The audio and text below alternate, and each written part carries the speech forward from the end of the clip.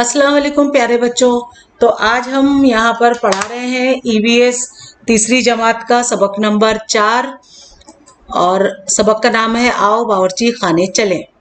बताओ तो भला, तस्वीर में पूरियां पकाते हुए बताया गया है कि पूरियां पकाने के लिए उन्हें तलते हैं। इसके लिए लकड़ियां जलाकर हरारत दी जाती है। तो यहाँ पर आप ये तस्वीर में देख सकते हो कि किस तरह से पूरियां तली जा रही हैं। दूसरा है कि पूरियां पकाने के लिए उन्हें तलते हैं और नीचे दी हुई तस्वीरें देखकर इसी तरह मालूमात दो।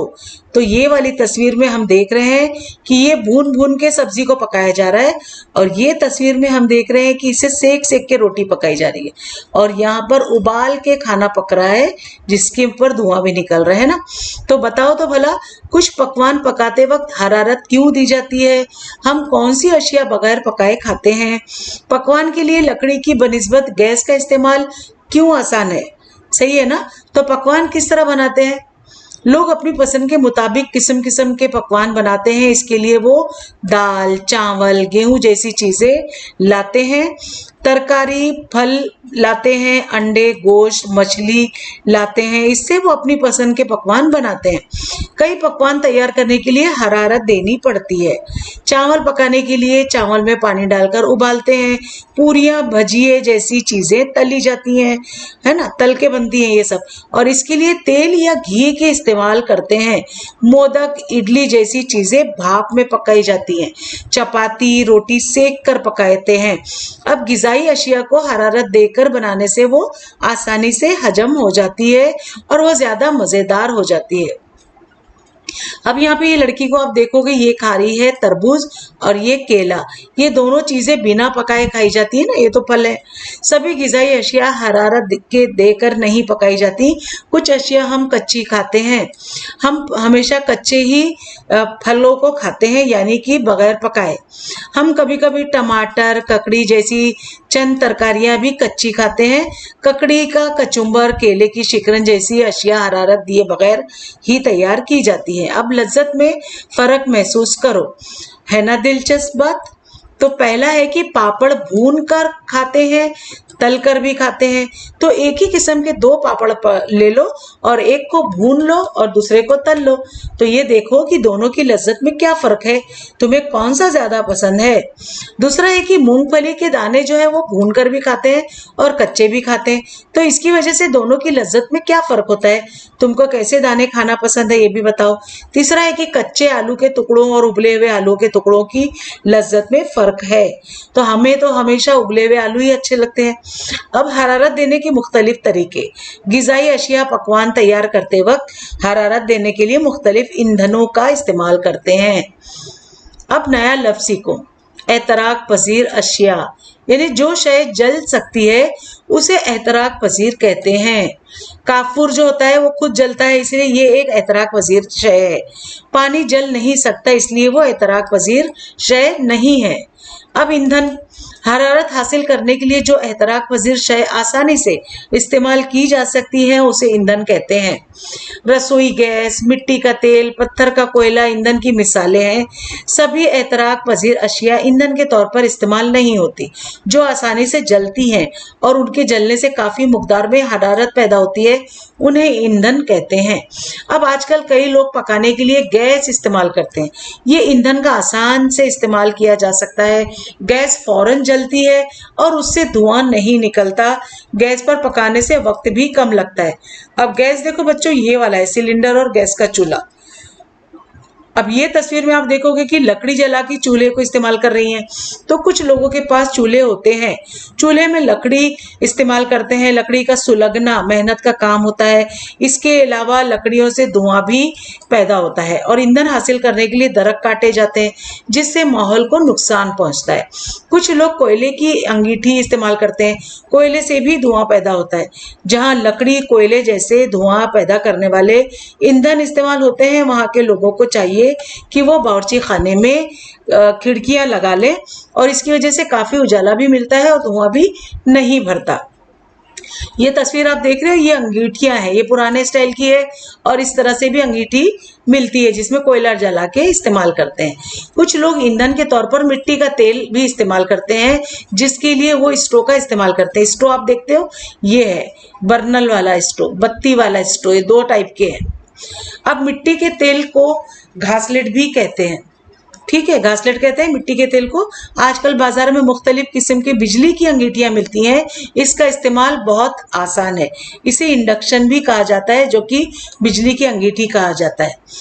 कुछ लोग बायोगैस का इस्तेमाल करते हैं, सूरज की धूप से हरारत हासिल करके शमशी चूल्हे के जरिए खाना पकाने वाले भी कुछ लोग हैं।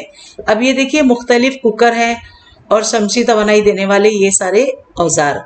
हमने क्या सीखा? गिजाई अशिया तैयार करते वक्त उन्हें हरारत देकर पकाना पड़ता है, इसलिए वो आसानी से हजम हो जाती हैं और मज़ेदार भी होती हैं। अब दूसरा है कि उबालना, भाप में पकाना, तलना या भूनना, ये जो 4 तरीके बताए जा रहे हैं, ये हरारत देने के मुख्तलिफ तरीके हैं। अगला है कि कचूमर और शिकरन जैसी कुछ अशिया हरारत दिए बगैर भी तैयार करते हैं। चौथा है कि ईंधन इस्तेमाल करके आग पर खाना पकाना आसान हुआ, इसके लिए मुख्तलिफ किस्म की अंगीठियां इस्तेमाल की जाती हैं। और आखिरी है कि बिजली और शमशी तवानाई का इस्तेमाल करके भी खाना पकाया जाता है। इसे हमेशा जहन में रखें, लकड़ी और कोयला ईंधन के तौर पर इस्तेमाल करने से माहौल के दरख्तों को नुकसान होता है।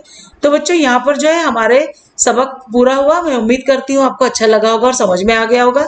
तो चलिए अब इसके सबक के मश्क पूरा कर लेते हैं, यानी सवाल जवाब भी हल कर लेते हैं। इसके लिए मैं यहाँ पे इसके पेज पे जा रही हूँ और ले लेती हूँ एक पेन, और पेन से मैं क्या करूँगी, आपको निशान लगा के बताते जाऊँगी और आप लोग फौरन ही नोटबुक ले लो। और ये सबक नंबर 14 है, आओ बावर्ची खाने चलें। तीसरी जमात का ये EVS सबक है। तो चलिए अलीफ का सवाल देखते हैं कि क्या करेंगे भला।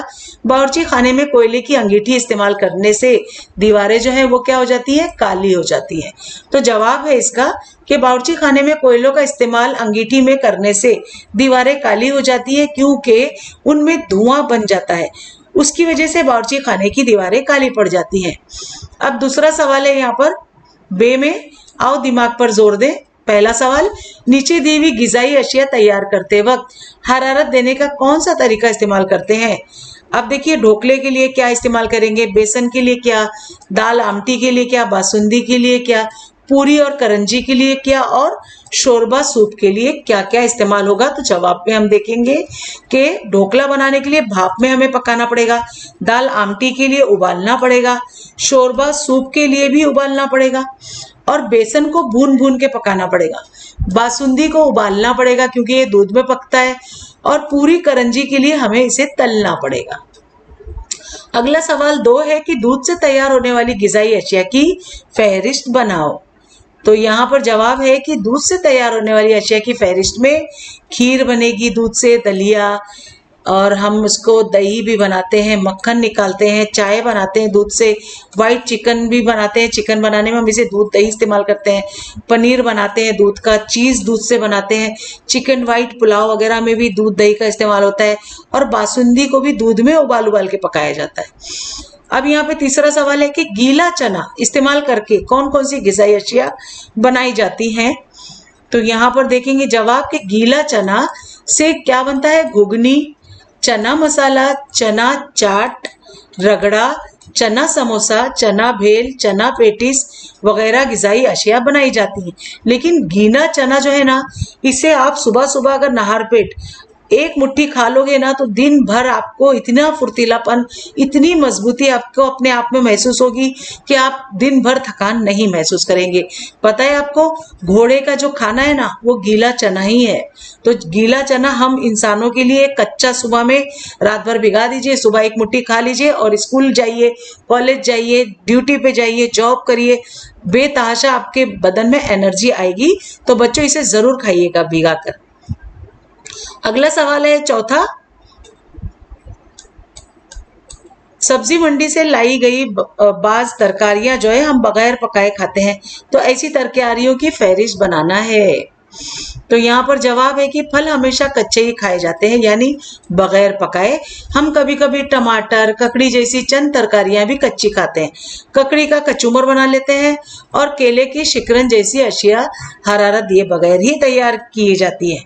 अब कच्ची चीजों में क्या क्या हम तरकारियां खाते हैं, तो इसमें हम आंवला कच्चा खाते हैं, यहाँ पे चुकंदर कच्चा खाते हैं, गाजर कच्चा खाते हैं, हरी मिर्चों को भी कच्चा चबा लेते हैं कभी कभी, जो तीखी कम होती हैं, और पत्ता गोभी हम इसका कचूमर बनाते हैं, ककड़ी खाते हैं, टमाटर और प्याज, ये सब हम कच्ची चीजें खाते हैं, ये सब्जियों में आती है।